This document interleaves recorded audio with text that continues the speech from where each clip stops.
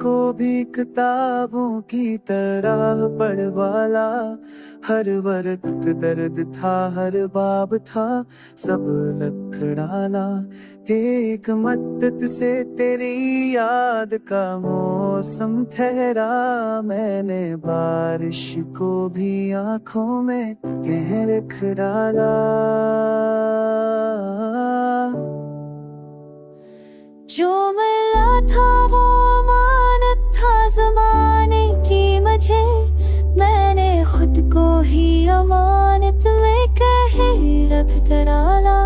तूने देखा तो मेरे शहर में रोशनी आई। मैंने अंधेरे को भी शमाओं में बदल डाला।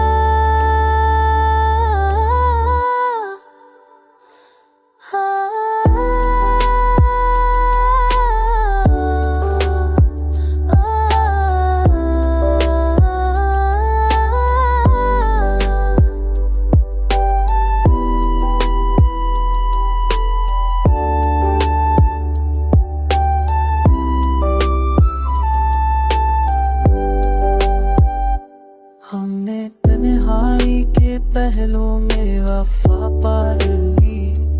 और हजूमों के लिए खुद को ही कम डाला।